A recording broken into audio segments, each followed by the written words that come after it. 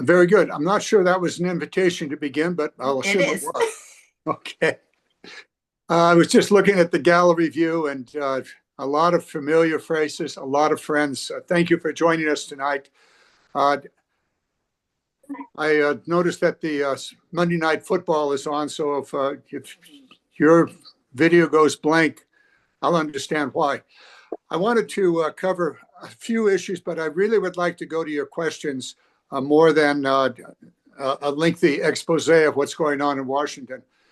The short sentence for Washington is, it is a serious disaster for our nation. Trump, every time he opens his mouth, bad things happen, with the exception of today and the ceasefire between Israel and Hamas. That's good news, and hopefully that will hold, and a solution to that terrible problem and tragedy with the loss of so many lives in Israel initially, and then maybe 10 or 15 times more in Gaza. We've got to end it, and hopefully we're on a path to do that. With regard to that issue, I just want to make it clear that from the very, very outset, I have protested the use of American bombs and heavy munitions in Gaza. I've done that in many ways, including legislation and speaking multiple times on the issue. So we'll see. Hopefully that will be moving towards a fair resolution. Much to be done still. The other issues that are out there really are caused by Trump and the Republicans. We are not back in session. Mike Johnson has refused to bring us back to session. That caused me to actually ask one of my teenage grandchildren to Google up how it was that the Nazis so easily took over Germany. What did Hitler do? Well, what he did was to disband the German parliament, and there was nobody to push back. And I'm going, let's see, we're into the 3 week with no Congress. Could we be on the same path? Well, if we take a look at what Trump is doing, much of what he is doing is right out of the Nazi playbook. It's what Hitler did, how he gained power, how he then mastered the power, how he then frightened everybody into submission. And if they weren't willing to submit, they simply disappeared. So we're seeing this throughout our nation. Obviously, the immigrant issue is on all of our minds, as it should be. I'm pleased to hear that some of the right-wing podcasters, the ones that are best known, are saying this is wrong, and it surely is wrong. And they were actually saying, you know, we really need to find a path to citizenship for these people. Yes, good thinking. The Democrats in the House of Representatives have been pushing this legislation for a decade. In the first, when Obama was in power, we pushed it. We did not control the Congress or the Senate. It went nowhere. When Trump was in power, we were in power, at least in the House. We pushed it, and the Republicans wouldn't give us the 60 votes needed. Later, the Republicans actually put together a reasonable solution to this. I didn't go far enough, but at least it would have been a good start. That died about, a year and 5 months ago, when Trump decided that what he really needed was the immigration issue to win the election. And he simply told the Republicans in the House of Representatives, kill it. Don't take it up. Do not pass immigration legislation. Well, we have to. We have to, for all the reasons that are out there. I'll go into them if you want to do a question on it. There are many, many issues that are of great concern. Of great immediate concern is the Affordable Care Act and the insurance policies that are available through the various state programs. In California, Covered California has 1.9 million policyholders. Those policies are subsidized by the federal government. We call it an enhanced tax credit. It's a subsidy, and it brings down the cost of something that's affordable. We did a press conference in Fairfield with the executive director of Covered California. And the fact of the matter is, premiums will double for nearly all policyholders, and some will be even more, maybe 2 or 3 times more expensive than they are today. Unaffordable. So across the nation, 22, 24 million people are on these policies. In California, just short of 2 million. In our district, somewhere about 100 and, I don't know, 150, 160. Now, the problem is we can't wait. The Republicans say pass the short term and then we'll negotiate. And I'm going, really?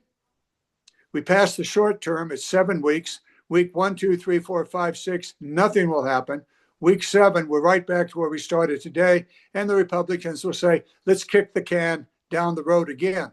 Now, why are we in this situation? It's even worse next year in 2026 when the Medi-Cal in California, the Medicaid reductions take place, and they are horrendous. It's probably $900 billion over a decade. Say $100 billion will be cut out of the Medicaid program next year, and we're talking about a wholesale trashing of that program. So for seniors that are in nursing home, for the unemployed or the uninsurable, for those that are disabled, and for families who are in the lower income levels, it will be a disaster next year, and it'll be a disaster in the next couple of days. The insurance policies are now priced in 2 ways. One is with the subsidy and the other without the subsidy. We have about another week or so to put the subsidies in place so that the current cost of that insurance will be similar to what it is today. If we don't, then the insurance companies, Covered California and others, will go out with the cost for the policies in the coming year. And people will have to make a decision November 1st through January 30th. And they're going to face huge increases if we do not act now. And so it's here and now. The information is going out. The decisions will be made in the next few weeks, and people will run away from the insurance, be uninsured, and then a very serious effect on our healthcare system in so many different ways. So that's really where we are today. There are many other things we need to fight for, and we will. The food programs, I did a press conference with the food bank. They're looking at a significant burden to the food bank because the SNAP program is significantly diminished, and also the school breakfast and lunch programs are similarly diminished because of the big ugly bill. We can go on and on. If you're interested in green technology, you can just say goodbye. Trump is terminating the green technology. This was done in part in the big ugly bill, and also Trump's own individual actions. So that's where we are. I hope everything's okay with you and that we're communicating well here. I'll take your questions for the next whatever time Julia will give us. Okay, so if you guys have any questions, put them in the chat, but I have a couple to start us off. So we have Prop 50 in California coming up, which dramatically changes our district, puts us from a plus 40 to about a plus 10. So with that, quite frankly, part of this is keeping these House seats. So do you plan on running for re-election in 2026? I am running for re-election in 2026. I'm running for re-election in 2028. We'll talk about 30 sometime in 28. Okay. But right now, absolutely. I love this work. I'm in a position where I have significant influence on both the Transportation Infrastructure Committee as well as, number 3 among the number 3 among the Democrats on the Armed Services Committee. So I'm in a position where I can move legislation. I can go into some of the things that are in the current NDAA, but the bottom line is absolutely I am running, and I'm just plain excited about the upcoming election. If Prop 50 passes, then I will represent, assuming I win, which I intend to do, all of Solano County. So for a lot of Solano County, I'm coming home, and I hope you welcome me. Awesome. So with going along with what we were talking about with the insurance companies, so health insurance companies, and we're talking about all of them now, not just the subsidized, not Medicaid. We're talking Kaiser, we're talking Aetna, Sure. et cetera. They are anticipating lower revenue due to the Medicaid cuts. And so with that, services are being cut, and that is against federal regulations. Basically, they can't cut services due to financial need, only due to health need. So what are you doing to ensure that these companies are providing services as required? I'll talk about what I'm doing, and then I'll talk about what all of you can do. First of all, the emergency services are required by federal law. Other services vary depending upon specifically what it is. But the fact of the matter is, the healthcare industry, the doctors, the hospitals, the clinics, the federally qualified clinics are all going to reduce availability. They'll continue to operate. We do know that some of the clinics are going to close. We do know that rural hospitals, we're not sure about California, but certainly rural hospitals across America are already closing in anticipation of the future cuts, as well as some that are taking place in other parts of the nation. So we're looking at this as a reduction in available medical services. While the clinic may be open, it may be a week, a month, or more before you can actually get an appointment. So this is going to be an ongoing challenge. Clearly, the revenues for the provision of care at clinics and hospitals is going to be reduced.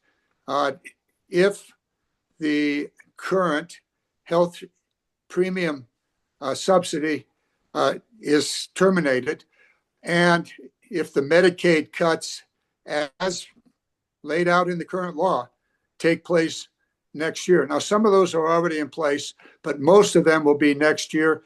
Almost all of them will be taking place after the November election. The Republicans thought, oh, they'll be very, very smart. People won't notice the cuts. Well, I'm sorry. People already noticed the cuts, and we're anticipating more. And you can bet that the Democrats are going to be talking about the Medicaid cuts every day into the 2026 and up through the election next year. So, yeah, services are going to be reduced. There's no doubt about it. Some are required by law, emergency services specifically. Others, it's going to be a reduction of services.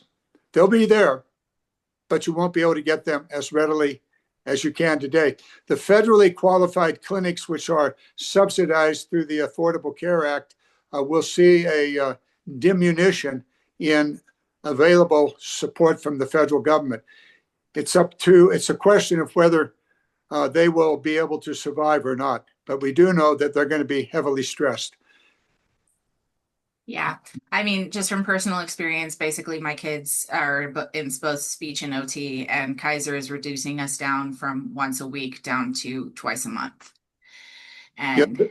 that is so common among every single family that I'm dealing with right now. Okay, so you guys had the border bill agreement done. Trump kills it because Biden's in office and he wants the issue. Is there any way to bring that bill back and vote on it now? I'm sorry, I missed the issue. Bring what back? The border bill that you guys had over a year ago. Oh, the immigration bill. Yeah. It's been reintroduced by the Democrats. The Republicans were no and hell no.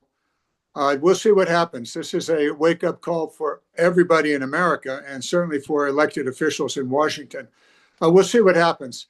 The bill that passed the Senate a year ago was a skeleton bill. I would like to see the Democratic House version move forward. It covers most everything, from farm workers to longtime residents, undocumented residents, children, the DACA people. And so it's the House Democratic version is really a full-on effort to deal with the immigration issue. even with it, we're not going to be able to deal with all of it. But the House version, House Democratic version, would be much better. Would I settle for the Senate version? It depends how the votes work out and where the Republicans are. We may see next year in the run-up to the election that there may be some interest on the part of Republicans to take up the House bill. We will certainly do a discharge petition, as we have in the past. And by the way, there is a discharge petition short one vote on the House floor now, and that vote is Grajava, the new representative from Arizona, who has not been sworn in because the House has not returned to session. When she gets sworn in, we'll have 218, unless some Republican bails out. I think we have 4 right now. And so that would force a vote on the House floor to release the files. And if we have 218 signing the petition, that should pass. We'll see. So in airports, there is a message that the Democrats are to blame for the government shutdown. Is there a reason why California is actually airing that message, or is Well, mean, no, the shutdown is caused by the Trump and the Republican big ugly bill, which gutted the healthcare financing in America. One of those financing issues is the subsidies for the ACA insurance policies. That was caused by the Republicans. The big ugly bill is the problem. I can go back and start with that, but the fact of the matter is, you go back, not one Democrat voted for the big ugly bill in the House. Not 1 minute of negotiations took place. The Republicans rammed it through on reconciliation, which avoids the 60 vote in the Senate. And they got the vice president to provide the 51st vote. So the bottom line here is, it's their bill, it's their problem, they created it, and we are going to do the very best we can to provide health insurance and health care for Americans. We're not just going to stand aside and say, oh, well, what can we do? Well, what we can do is what we are doing. We're not providing the votes. Now, if the senators think that they can somehow persuade 4 senators to vote for it, well, go for it. I hope they don't succeed at that. And I hope the Republicans will sit down with us and say, okay, let's figure out what needs to be done here to get your votes. And we've laid it out very clearly. Minimum, restore the funding for the Affordable Care Act subsidies on the insurance. okay. So the Department of Education has had a hatchet taken to it. They're trying to put IDEA funding through HHS. What is there a backstop against this? How will we enforce these IEPs? How will we fund any of the special education services? Well, the Doge team, Musk and his team, went after USAID first, foreign assistance, and then Department of Education. And they basically gutted it, and they could not, under the law, kill it. It is not even on life support right now. The programs that you talked about and others have been, parceled out to other agencies to administer. Those agencies have also been seriously reduced in their staffing, as well as in their, particularly the oversight within those organizations. What Trump, Doge, and Musk did was to eliminate the oversight programs that have been critical to being the watchdog on every program, from the military to education and beyond, by eliminating the AG, firing the heads of those organizations, and in the ensuing weeks and months, basically firing up most everybody else. Those watchdog organizations are not there. We do have one remaining, the GAO, which basically is independent, maybe, reports directly to Congress, maybe independent. There is clearly an assault on the GAO. We'll see if that can withstand it. Now, keep in mind that all of this was flat out illegal. There is a legal, lawful way to reduce employment in the federal government. It's a reduction in force. It requires a specific program, specific identification of the ongoing work, how it would be continued. None of that was done. And so it's just a wholesale slaughter of the programs. So we continue to push back legally. We have within the Democratic caucus a team of very, very good members, good lawyer members who work with outside law firms who are not totally co-opted by Trump. But we fight the fight here. Will we win? Yes, we will win with Prop 50, and we will win in the upcoming elections because the general public is going, well, wait a minute. We didn't mean for the Department of Education and special ed and all of those programs to disappear or to not be able to be funded or to not be able to be managed. We didn't intend that. And we didn't intend this, that, and every other thing that has happened. So I think we're on the right political track here, and we're going to press forward.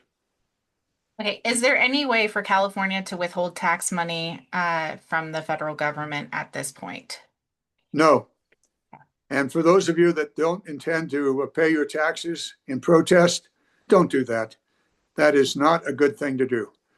Write your protest letter.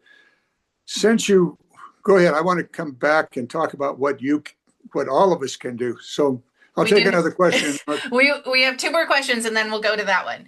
Okay. So this is from Audra because I don't want to impersonate what she is saying. As a retired military officer and a retired police officer, I have great concerns about the use of military against civilians on U.S. soil, as well as the increasingly violent and unnecessary use of force I'm seeing against peaceful protesters. Do our elected officials have a plan for dealing with this? Do you see our continued peaceful protests having any effect on Republican legislators? I'm going to go yes, yes, and yes. I think there are three questions there. First of all, the deployment of military, the National Guard has been militarized. It has been brought into the federal military system. So it's the same as deploying the 101st Division. That is clearly contrary to the Posse Comitatus law, which dates back to the late 1800s. The framers of our Constitution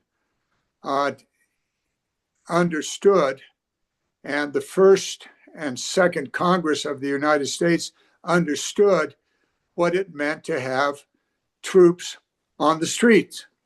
That was one of the big things about the Revolution. So they wrote the Posse Comitatus law 2 centuries ago. It basically says, unless under two circumstances, rebellion and insurrection, troops cannot be on the street. Now, Trump cares nothing about the law. He simply will do what he wants to do, and then it's up to somebody else to stop it. The courts being the first line of defense, and there are numerous lawsuits on this issue. And I suspect the courts will say there's no rebellion, there's no insurrection. The demonstrations at the ICE facilities don't amount to a insurrection or rebellion. Therefore, you can't have troops on the street. We'll see what happens. It's fundamental. Now, what can I do? I said a moment ago, I'm a senior member of the Armed Services Committee, and I will guarantee you that I and other members of that committee are going to raise holy hell about this when we get back, if in fact we do get back. I'll go back to what Hitler did to the German legislature. So here we go. We'll see, but we're going to push back every way we can. We're doing that remotely now, and with letters and calling on the various leaders in the military and the Department of Defense to obey the law and to explain to us why they are not. So we will push back every way we can. The other piece of this is that for the military, the pay will not happen on the 15th unless the shutdown ends. Now, Trump is now trying to move $8 billion from one account to another account. It's questionable whether he can do that.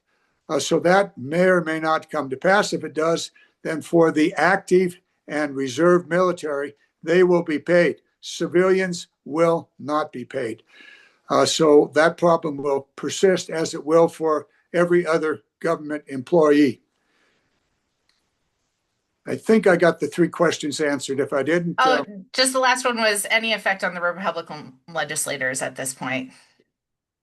The answer is yes. We're beginning to see a softening in their position. Senator Thune has said, pass the continuing resolution and we will immediately negotiate. And we say, terrific. Let's negotiate, then we'll pass. So we're seeing some willingness on the part of the Republicans to negotiate the principal issue we have, which is the subsidies for the health insurance. Now, other members are also, Marjorie Taylor Greene is a good example. Interesting why she flipped over to support the Democrats on this issue. The reason is her two grown children and their families are going to lose their health insurance. And they phoned up Mama and Mama, what are you doing? What are you doing? We're going to lose our insurance. Get with the program. The same kind of pressure is going to be felt by other members of the Republican, because this is a down-home issue. Also, the statistics are coming out that the red states have the great majority of their citizens covered by these insurance policies. And so the real heat will be in the red states that have the largest number, and Texas being the single biggest. And so that's playing out now. That'll continue to play out in the days ahead as this shutdown continues. And the issue of the insurance subsidy is better known, and the effect of it not becoming law will be seen immediately in the next 15 to 20 days as those notices go out about the cost of insurance in the red states as well as in California. So this is going to be kind of a little bit of an intro. So the Hatch Act is basically you can't do politicking on government business. They are violating it left and right and center. Quite frankly, there's a reason why it was introduced, and that's because the government pulpit is very, very powerful. And the thing that I am worried about is losing the PR game to people because they believe it, because they see all the announcements in the airport saying it's Democrats' fault, the signs on the government website saying it's Democrats' fault. How do we go against this? Well, first we sue to enforce the Hatch Act, and that is done. Those lawsuits are filed, and they'll be heard hopefully in the next few days as the Tuesday, Wednesday, Thursday, Friday. So we'll see what comes of that. It is a clear, absolute violation, but it follows along on the Trump agenda. Total disregard for law. And basically said, I'm going to do what I want to do and stop me if you can. And of course, stopping him is not easy. On the political side, we don't have the votes in the House or the Senate yet. And the lawsuits take time, and they get appealed all the way up to the Supreme Court. So I'm going to go to that last question because I think we're probably running out of time. I could go for another hour if you like. I know. I could too. But yeah, you were going to talk about what we can do. Yeah. We have to push back. We have to push back in every way. Prop 50 is the first really important opportunity we have. And so we have to pass Prop 50. I know many of you are out walking, door knocking, and gathering the votes. We are now identifying the votes with the walking and telephone, and then it's a matter of getting people to vote. So that's task one. As we do that, we will put forth arguments about why it's important for the Democrats to put the emergency brake on Trump and his administration, and pick whatever issue you like when you talk to people. It may be the military, it may be, whatever, healthcare, food, whatever program is near and dear to you. When you talk to people, say, we've got to put the emergency brake on. Trump is out of control. He's going to wreck this country and wreck our democracy. We need an emergency brake, therefore vote yes. Also, the short version is stop Trump, vote yes. Two very short sentences. Stop Trump, vote yes. You can fill in whatever time you have in your communication. That's task one. And in doing that, you will also inform the electorate, at least in California, about one or more of the critical issues. Secondly, many of you are really, really good at standing on street corners with signs. I think we may have some bad weather tomorrow, but when the weather clears, go back to the street corner and take your sign. And I am suggesting that 30% of those signs target the Supreme Court. The Supreme Court is getting a free ride here. People say there's nothing we can do. I disagree. The Supreme Court does not, the Supreme Court knows public opinion. And right now, the public opinion they know is the MAGA public opinion. There needs to be a pushback. The Supreme Court needs to be called out. So 30% of those signs figure out some neat saying about the Supreme Court. So please do that. Stay with that. And as I say, always peaceful, period. Do not engage in anything that could be violent or lead to violence. Learn to back up. Hands up, back up. Don't touch anybody, just back up. And please do that. Trump is looking for somebody pushing an agent, and he will use that as a rebellion or an insurrection.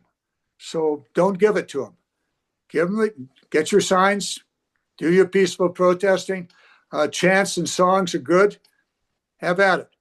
But be very, very aware. Do not engage in anything that could cause a protest. So don't do it. But do the signs, do the all of that. So that's Prop 50, and that's in the days ahead. That will probably continue for some time as we go past Prop 50 and we get on into the other issues that are out there. We just continue to need to push back. A good turnout in Prop 50 would be very, very important along that line. So those are things you can do. One more thing. After Prop 50, after you've talked to people, after you've said, stop Trump, vote yes, I want you to reach out to your friends, your in-laws, your relatives in the red states, and ask them to engage, to push back. There'll be plenty of issues that will affect them that they will be sensitive to. Perhaps it'll be the insurance issue. But ask them to contact their congressman and their senator. The heat has to be on in the red states. There's nothing that makes a preacher feel better than to preach to the choir. You got to preach to the sinners.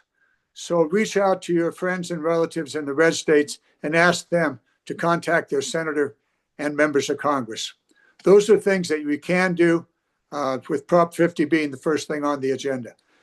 Okay, if there's something else that needs to be said. There's just one last question I kind of wanted to ask. Project 2029. Do we have one? The answer, it's being put together. For the members of Congress and the Senate, yes, we are putting together our Project 2029, and basically it's the legislation that we must promote and pass. We'll be doing that in 28 and 27, 20, excuse me, 26, 27, 28, and 29. And those pieces of legislation are the bricks that will be building that project.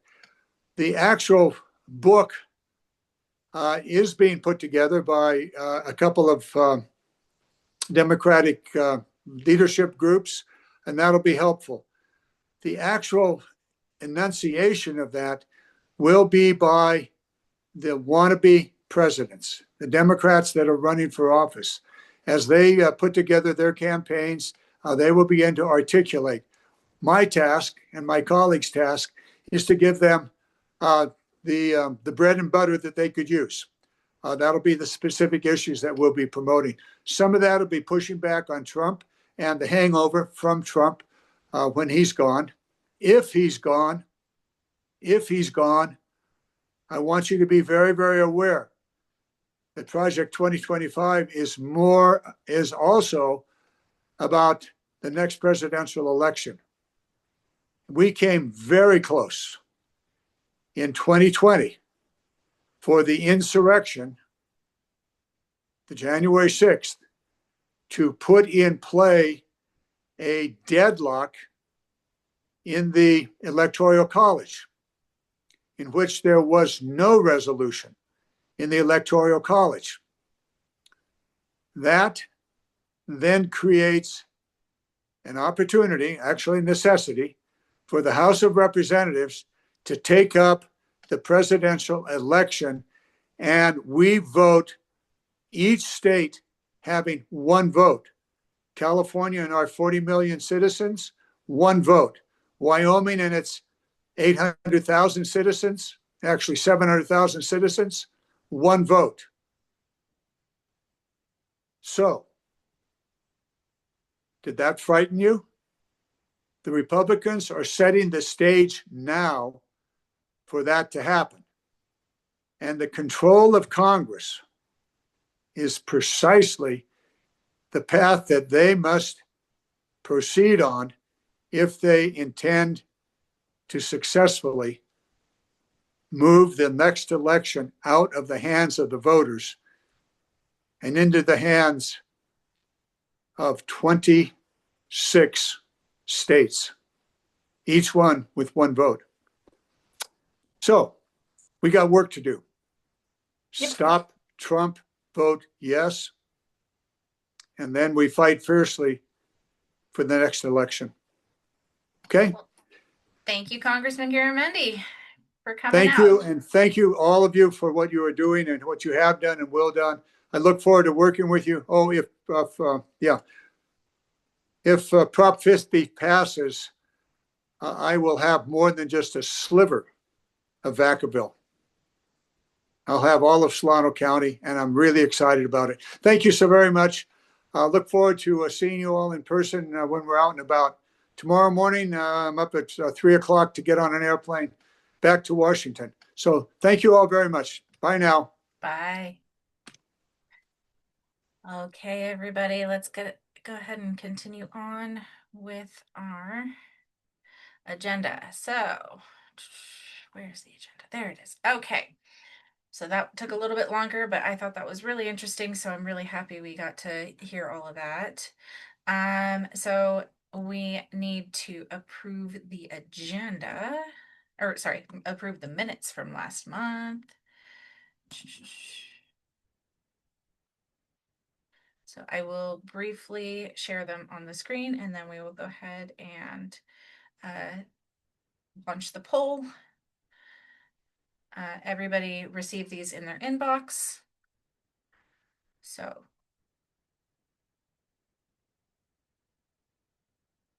okay. Can I have a motion to approve? So moved. Second. Okay, then let's go ahead and launch the poll.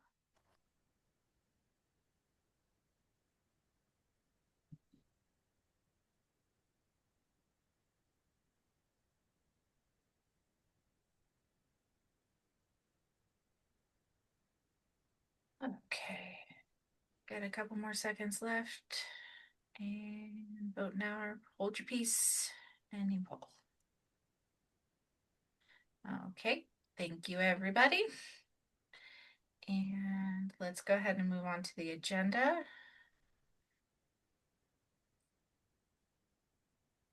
And let's see, share my screen briefly. Everybody was able to see this. And everybody was sent this in their inbox. Are there any items from the floor?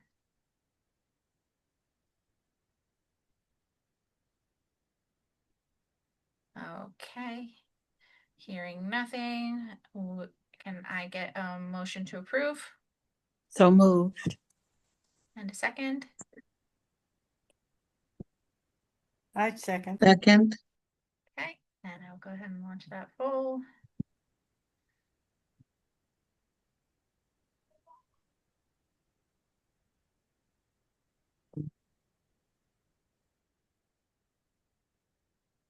Okay, give guys a couple more seconds. And vote now. Okay, ending poll, share results. Thank you, everybody. We'll go ahead and proceed with the officers' reports. I don't have so super much, but I would encourage everybody to volunteer as much as possible for the Prop 50 efforts. We are in countdown time. Ballots have been out. Make sure you turn in your own ballot and make sure you encourage your friends to turn in theirs. And that's about it. Kai is currently phone banking, so he will not be in tonight. Let's see. Rita is out today, so Nancy is taking notes for her. Thank you, Nancy. Outreach, Muhammad, I do not see. Treasurer is Dawn Lowry, so let's go ahead and share the treasurer's report.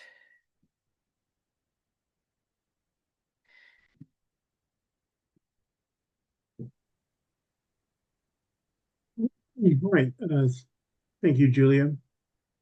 Our beginning balance at the end of August was $18,160.10.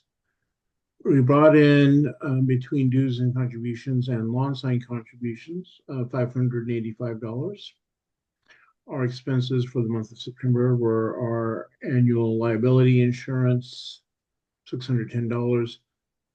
Sign supplies for the visibility brigade of 128.98. Our 100 lawn signs, which I believe are all distributed, of $615.70.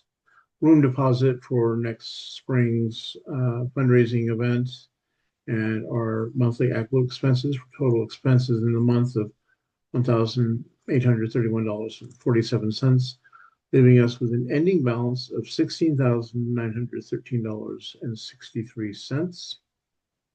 And we have 135 paid members for 2025. So I thank all of our new members and returning members, and those of you who are out signing up people and getting them to join the club. We appreciate all your hard work.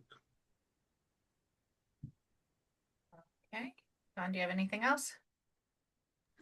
I will be talking about Prop 50 stuff later on, so I'll hold it for that. Okay, so we will go ahead and move on to club business, starting off with the report from the steering committee. We discussed actually quite a few things.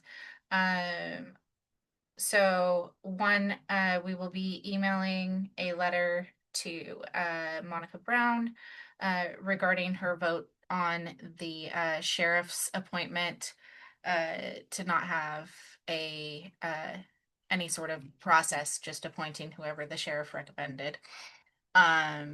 the Democratic Central Committee had sent her a letter requesting that she not vote in that direction. There were a couple other votes that were 3-2 that were also a bit concerning. Mainly that the chair is Mitch Mashburn, a hardcore Republican, and she did in fact vote that way, which is disappointing considering how hard we worked to flip that board. So, that being said, so we will be sending that letter out, encouraging her to come and speak to us whenever she is available, regarding those decisions and what she plans to do in the future. We also had a request to talk to Fairfield and Benicia Public Works regarding the water breakage issues and how they are dealing with that, as quite frankly, water in this area and generally are a big deal, and those breakages have resulted in a lot of water loss. So just interesting stuff that we're going to talk about. And that is it for the steering committee. Next is the nomination committee. So Chair McCullough, I will go ahead and share your report. And you can take the floor.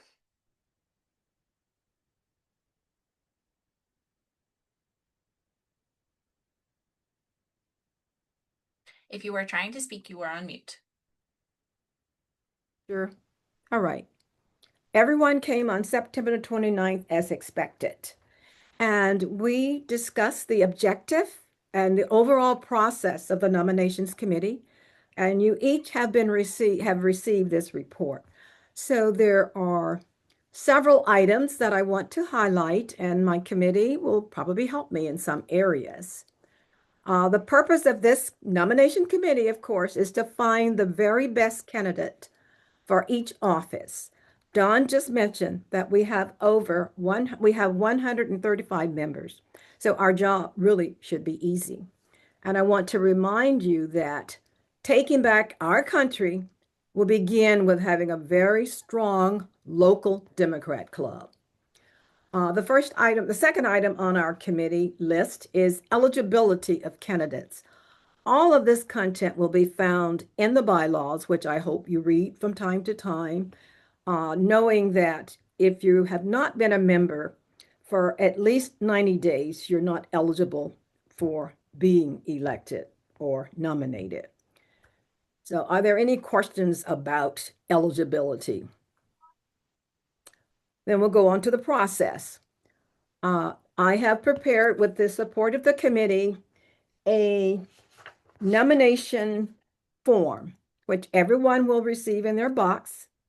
And we're asking that you nominate yourself if you want to serve in one of the capacities which are outlined on the nomination forms, or nominate another person. We want nominations. But before you nominate someone, please talk with that person and get their approval before nominating them. The list of officers are there. And of course, the first item, the number one position, will be the president. I'm not going to go over all of the positions because they are in writing. But Marlene from our committee, are you here, Marlene? And I am, Francis. All right. Would you please highlight the importance of the officers and the limitations?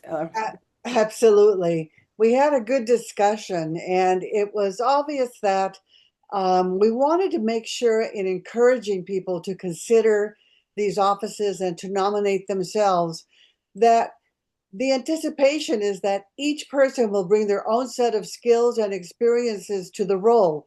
Nobody is going to be comparing you to your predecessor. Nobody is going to be expecting that you will do the same as the predecessor. We want you to bring your set of skills and your approach to the offices that are listed. You have the list of duties, you know what will need to be done, but we expect each person to bring their own approach and not be held to any other standard other than they meet the requirements, they are doing the job, and actually enjoying it. So we really encourage people to nominate themselves, because we think we've got some pretty good people on the club right now. So we're very excited. Thank you so much, Marlene. Our next item would be talking about the election, the process, the nomination process. Um, the forms have been distributed. Everyone should have that in their mailbox effectively today. And we are collecting those forms by December 31. So you have many days, many weeks to consider nominating yourself or nominating another qualified Democrat. And we would like to have all of those forms by December 31. They will then be remitted to the election manager, and our president serves as our election manager. She may decide to appoint someone else to assist her, but our job is to collect nominations and give them to her by January 26. And the election will be actually held on January the 12th at our regular meeting. And that's it from the nominations committee, unless there are questions.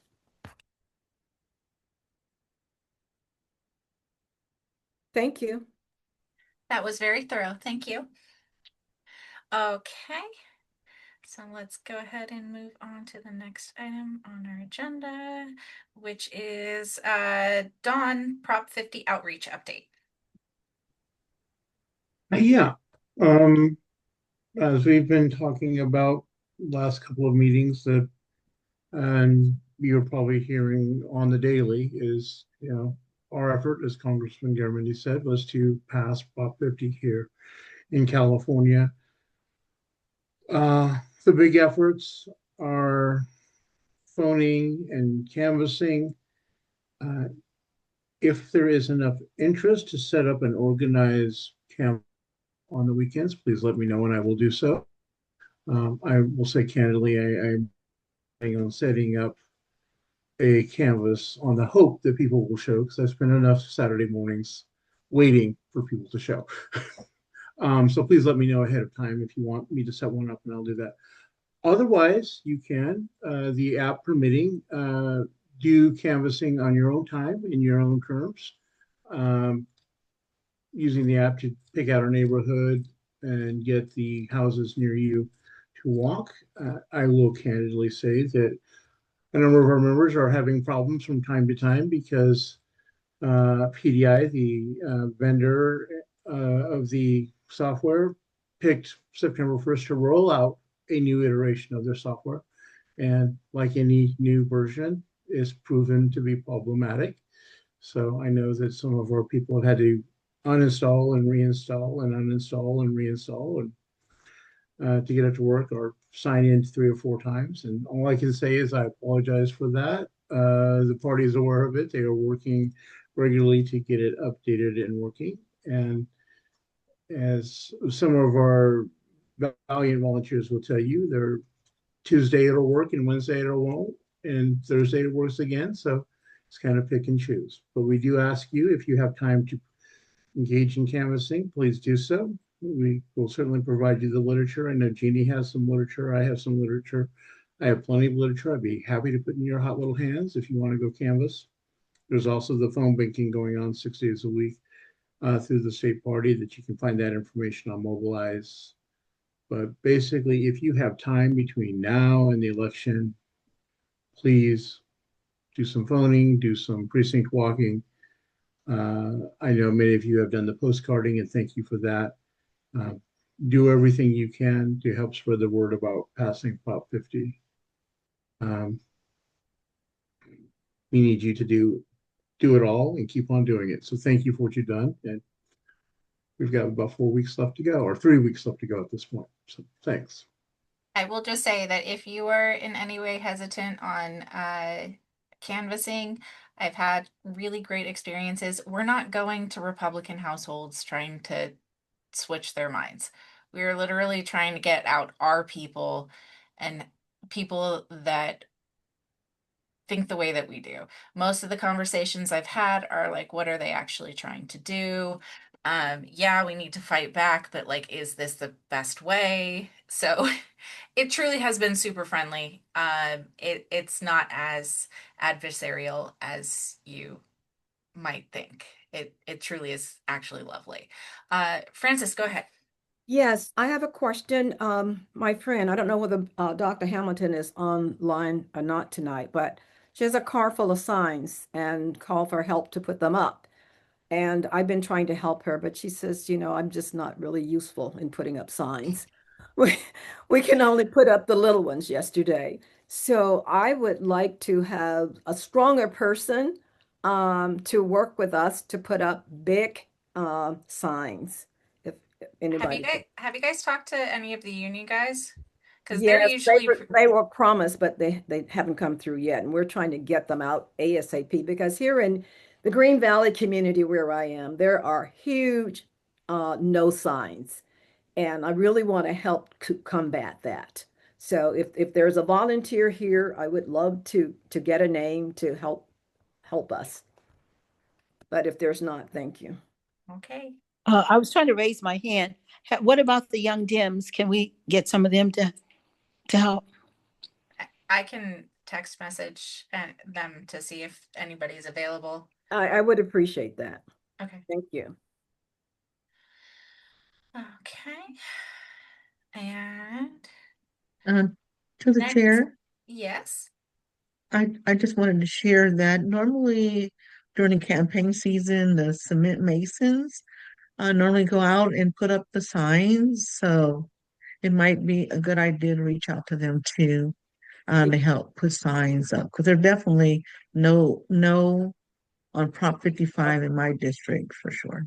Thank you. Masons, thank you for that. I know that the trade union usually does it too. And you have Mike Silva saying if he has a time that lines up, he can also help. Thank you. We want them out of her car and up. Thanks. I will get to talking in 1 second. I just can't talk and type at the same time, as I have already described.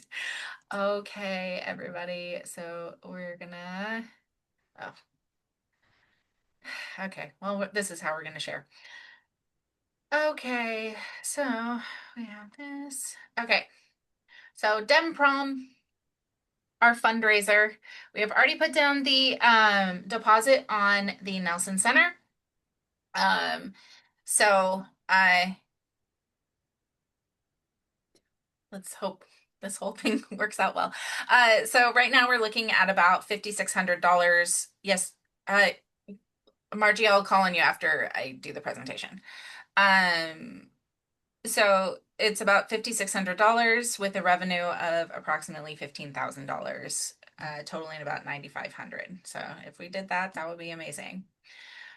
So it would be at the Nelson Center with 1 hour of setup, a 3-hour event with 2 security guards with an hour of cleanup. Capacity is 200, has tables, chairs, and will be set up in the correct order as requested. So it's just up to us to do table decorations and get everything out. The caterer we're looking at is the same caterer we used for the anniversary party. So this would be the menu. It's a bit pared down from the previous one that we did for the anniversary party. It's a bit more, it's still the same, still 450 guests, but yes, they are also giving us a 5% discount because we are a returning customer. So for a total of $28.80, which is actually a fantastic price right now for food. Table settings. So because we have already purchased things in the past, we do not have to actually purchase more. So that would be tablecloths, table settings. We do need to buy napkins because the napkins that we got are paper. They are the nice ones that the silverware fits into. So getting more of those. And then $100 for decorations. Bar costs, looked up Costco pricing today. I am thinking 2 24 packs of beer, a case of the hard seltzer, probably like 5 or 6 bottles of wine, and then a regular soda and a diet soda and a sparkling water. Um, for water, what we did previously was we had the big pitchers that people could pour themselves. I think that might actually be better than getting the cases of water just for keeping us going. And then adding in cups. Other costs. A DJ, since this is supposed to be a prom. ABC day permit. Oh, actually, we got about that up to 100 because it is also $25 for Sassoon. And then also doing a program. I put $400. That's a bit of an estimate. I'm not super sure on how much that would cost. It cost us about 250 last time, but prices have gone up. Ticket pricing, we are looking at individual tickets being $65. A 2 ticket sponsor, so a couple sponsor, would be $200. A half table sponsor for 4 tickets would be $400, and then a full table sponsor would be $800. If the table sponsor purchases after the program goes to the printer, it will not be included in the program. That was a thing that happened actually quite a bit on the last one. So revenue estimates, this is kind of where I got my numbers. I figured, not member tickets, but just individual tickets.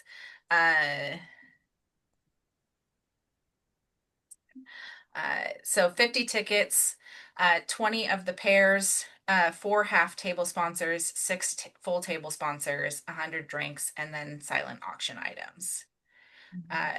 So that is where I came up with my numbers. They were not out of nothing.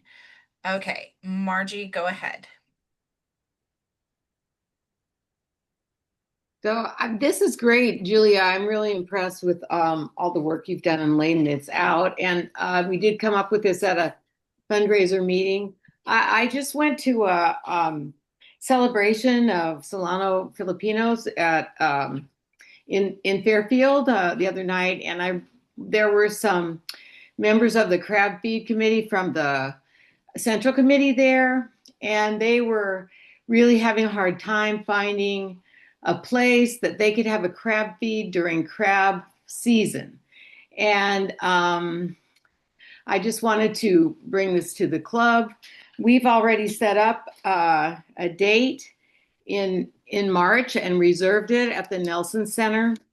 And I'd just like the club to consider moving our prom. It wouldn't really change any of the things that Julia just mentioned, other than the date, but maybe it would be, nice of us to let, and also, we're part of Solano Democrats, so it might be a good idea to put ours off so they can have theirs if they want to. I mean, I'm just saying we should be open to letting them have that date if they are truly unable to find another location at that time. Kathy, you have your hand up? You're muted. I know. I'm sorry. It's me. So I'm kind of betwixt and between with that request, because if we let that day go, but they don't have, I mean, they're going to have to figure out the crab and all this stuff and I don't know everything that entails that, but they'd have to be pretty quick to give us a commitment here that they want that date. And would we get a date in April or later? I mean, we kind of got caught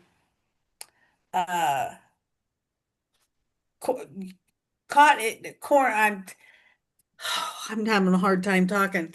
But because there weren't that many days available, we picked what we got. So if we're even considering moving, then we really, really need to look and see what is out there available.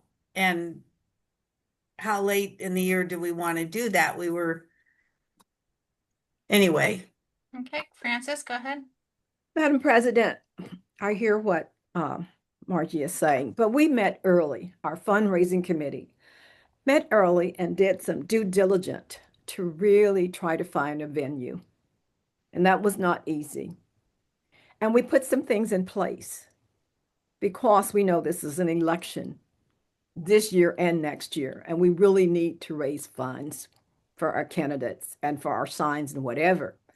So therefore, I just think we put out the work, the groundwork we needed to do to put our event in place. And I'm not comfortable turning over to someone else at this time as a fundraising committee member. Anybody else have anything to say on that? Okay. I am also disinclined to change our date. It starts getting real hinky about, oh, Marlene, do you have more? I'm sorry. Yeah, George actually wanted to speak, but he's Yeah. coughing. So he also agrees with Francis. I think the time and effort that's already been put in by the club, we're a little less inclined to give that up as well. I think we should stick with the date. Okay. And not hearing anything else in favor of this, is there a second for Margie's request? Okay. So we'll move forward with the date that we have. We will help Central Committee in any way that we can, but we just can't do that particular one. So any other discussion regarding any questions regarding the event that laid out for you? Any questions regarding tickets or revenue or guys, you guys are gonna make me think that I'm doing a good job right now. Don't do that. You're doing a great job. The infrastructure is all there in place. And at the meeting, we discussed the cost and came up with $65. I'm just hoping that everyone is, well, I guess we proposed 75 at first, but I'm just hoping that our members will agree with this cost and help us fill up the room. 200 votes. Okay. Well, do I have a motion to approve? I, Francis McCullough, move. And a second? I second. I'll second. Okay, let's go ahead and This go is to the Gian vote. McDougal. Okay, go ahead.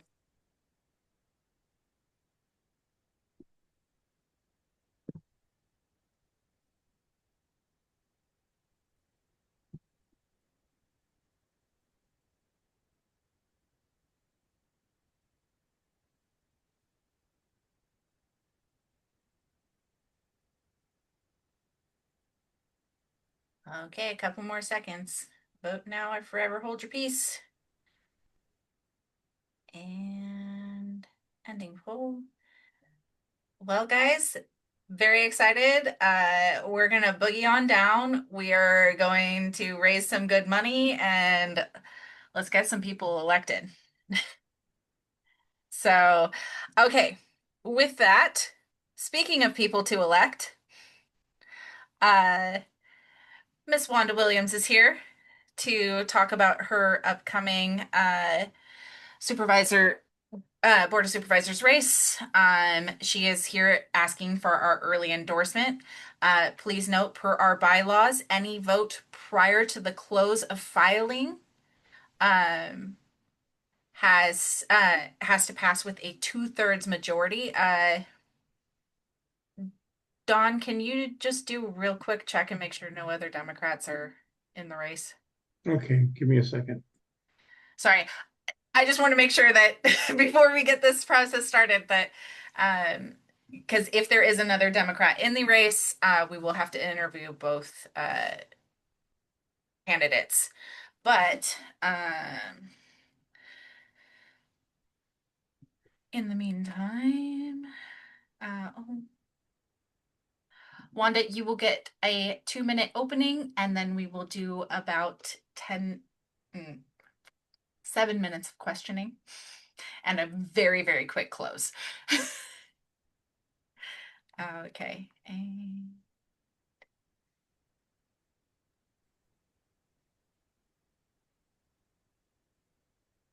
going to spotlight you. Let's go ahead and get started with your opening, and then Dawn can let us know. Okay. Well, first and foremost, good evening, club members. I'm Wanda Williams, Solano County Supervisor representing District 3 and a member of the Northern Democratic Club and a member in good standing. I just want you to know I have been endorsed early by Congressman John Garamendi, Mike Thompson, State Treasurer Fiona Ma, State Controller Malia Cohen. I've also been endorsed by Supervisor Cassandra James, State Senator Christopher Cabaldon, Assembly Member Lori Wilson, council members from Benicia, Vacaville, Vallejo, Rio Vista, Fairfield, and Sassoon City, as well as labor, SEIU 1021, 2015, and some of the building trades, the carpenters, the boilermakers, the sheet metal workers, and the cement masons. Honestly, I have been a true staunch supporter of our democratic values and the Democratic Party. And in addition, I have been pressing and pushing for democratic values to be on the Board of Supervisors. And with that being said, making sure that we are incorporating democratic values and how we appoint individuals to county appointments. I have a very heavy election cycle coming up in 2026. There is some staunch right-wingers that would like to unseat me and not see me move forward in my reelection. And so I'm coming before you today to ask for your early endorsement to show strong support that you endorse my candidacy for reelection to the Board of Supervisors in 2026. And so that's why I'm coming before you today. And I would really appreciate it and hope that I can earn your early endorsement. Thank you. Excellent timing. So let's go ahead and start with questions. And I will start with the question since I don't have one in the chat yet and say, what do you consider your greatest accomplishment in your first term? Well, have pressed for a lot of policy changes on the Board of Supervisors. We have approved our good neighbor policy, which requires that we strongly encourage all developers to have opportunities to meet with the community to make sure that our community members have an opportunity to express themselves. I have pressed hard and stood against just appointing people without putting a process in place that is fair and transparent. So transparency, supporting our vendors and growers, our ag community, and defending open space. I've been a strong voice on that board, and I will continue to be a strong voice. So every day I realize there's something new to be done, and so I'm continuing to do it.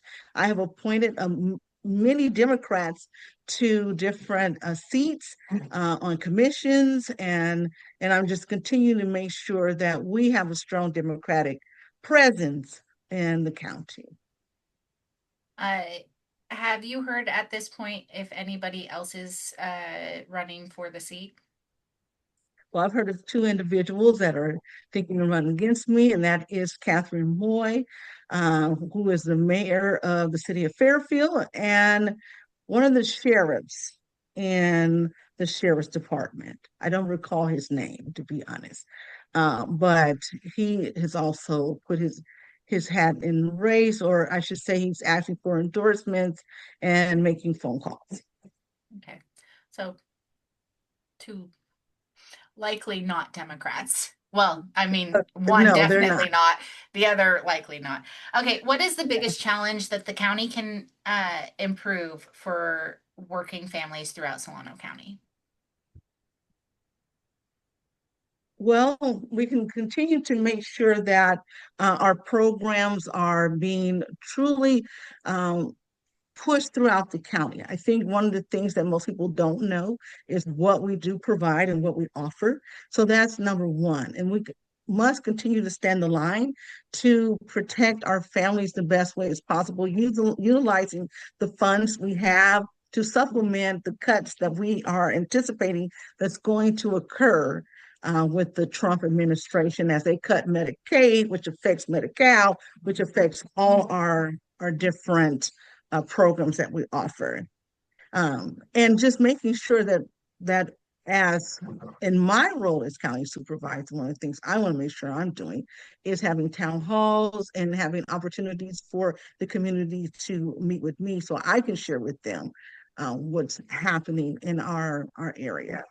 But for the county itself, it's truly for us to make sure that we're doing everything possible to partner with our cities and finding ways in which we can work collectively together to uplift and improve the quality of life of all those living in Solano County. I might be supervisor for District 3, but I know when I make a vote or when I vote on issues, I'm have to think about the county as a whole. And one of the things we should really be doing is making sure that we're not shutting down opportunities for members to be on committees, but actually creating opportunities for them so that their voices can be heard on the Board of Supervisors. And so we just need more to continue to work on having more transparency.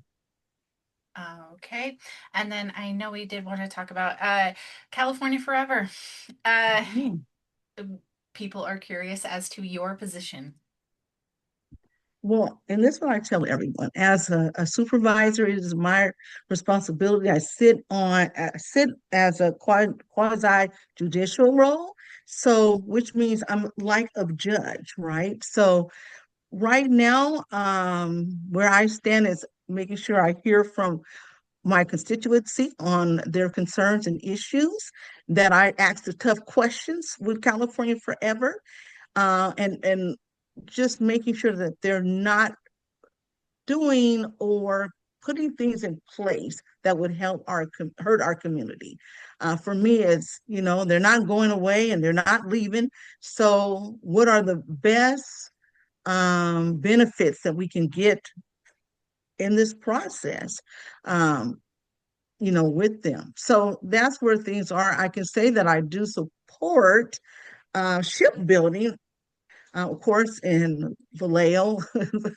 That's important, but there's also opportunities in Collinsville if that works. And of course, we want to stay in alignment with, staying within what the general plan is already have identified, but also making sure that we're looking at how we protect our environment in those spaces. So for me is I have to ask the tough questions and I have to be able to listen and convey the concerns of my community in those spaces when we have to interact with California Forever. Okay. So why aren't Solano County residents voting on the California Forever? Okay, well, they pulled their initiative because there wasn't great support at the time for just building a city without any, with nothing to show us how the city's going to be built, where they're going to get the water, all those things. In my opinion, I still think there's an opportunity for it to still come before the board. But right now, California Forever has decided to work with the city of Suisun City and try to do annexation. However, that process has to go to LAFCO. And actually on September 30th, I'll be hosting a town hall at the Kroc Center, and we'll have LAFCO, the executive director, share what does that mean when this process of going before LAFCO. I do sit on LAFCO as an alternate, but for you still can have your voice can still be heard, still coming to the Board of Supervisors meetings, sending letters, writing in letters, calling in if you can't physically come when those discussions do come, going to LAFCO meetings and expressing your concerns at those meetings as well. So I don't want anyone to think that they don't still have a voice. You do.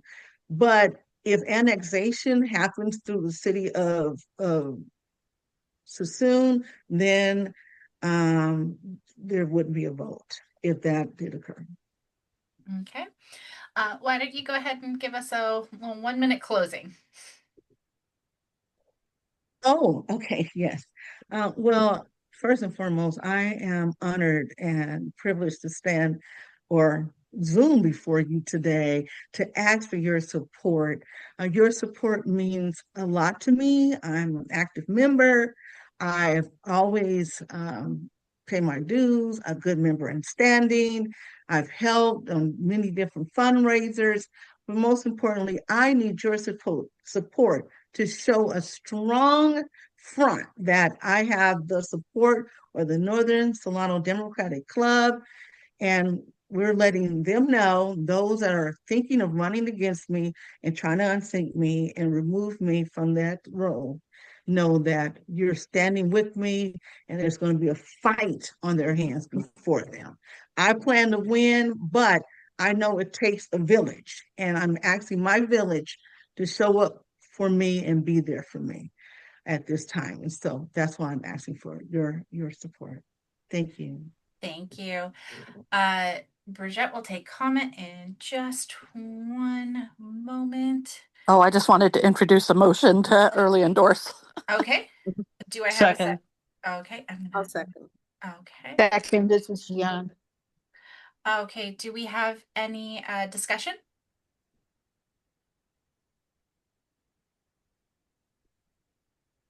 Okay. Dawn?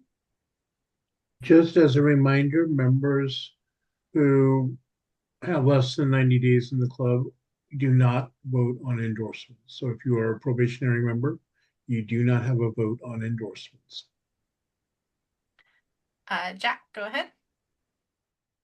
I just want to say I'm a strong supporter of Supervisor Williams. I'm someone who is a school board member. She is a strong ally of public education, and we need her continued voice on the board of supervisors. So I will be absolutely voting yes. Okay. Let's go ahead and go to the poll then, seeing no other comments. Okay. Launch. As Dawn said, if you've been a club member for less than 90 days, just go ahead and not vote. We will be checking after the fact to make sure that everybody who voted is a member in good standing. Okay. Has everybody voted?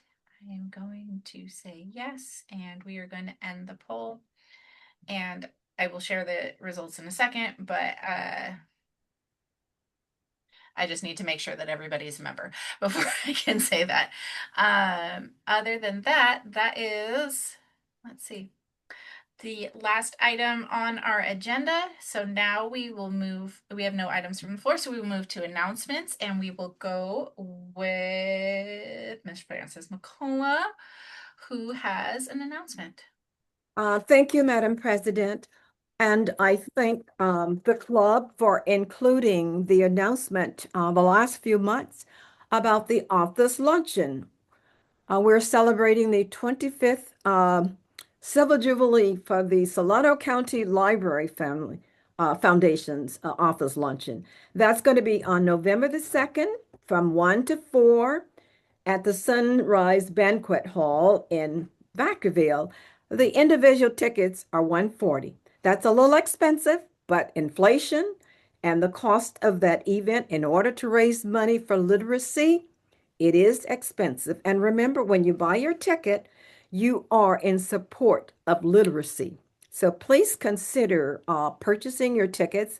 If you want to buy an individual ticket and want to be seated with others in the club, just let me know, and I will work with the Solano County Library Foundation to ensure that has happened. I'm no longer a member of the board, but I'm an honorary board member.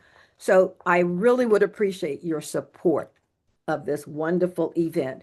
And Madam President, I will make sure if you can send this flyer with this whole ensemble of authors and presentation so that everyone receives that. And know that the deadline for purchasing tickets is the 27th of October. Thank you for the time, and I hope you will consider. Wanda, go ahead. Well, thank you. I alluded to it in my interview, but I wanted to share on October 30th at the Kroc Center located in Suisun City. I will be hosting a community meeting and resource fair.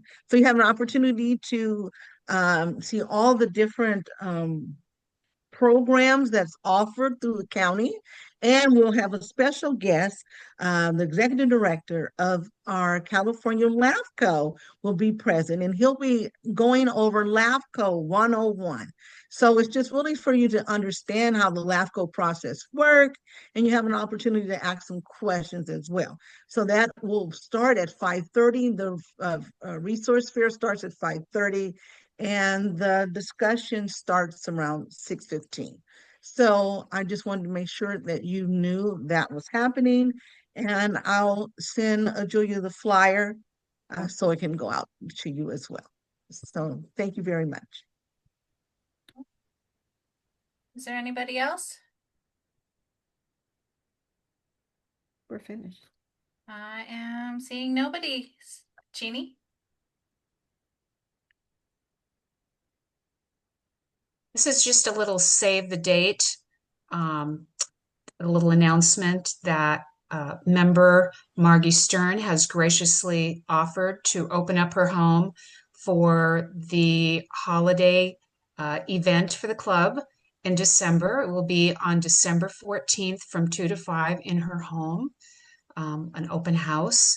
And we'll have lots of details to follow, but I'm just hoping that you will all save the date. And a special thank you to Margie Stern for being so generous to open up her home for us for the holidays.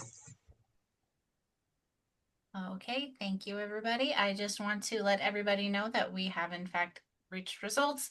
Wanda, you are officially endorsed by the Northern Solano Democratic Club. Thank you very much. And we will be talking about your race very, very shortly. So, okay. With that, do I have a motion to adjourn? Motion to adjourn. Second. All say aye. Aye. Aye. Okay, Aye. thank you, everybody. I know Aye. this was a long one, but it was really important, and I'm really happy everybody was able to make it. Good night. Good night. Madam President, may I say thank you? Thank you, everyone that voted for me. I appreciate your support immensely. God bless you all. And thank you.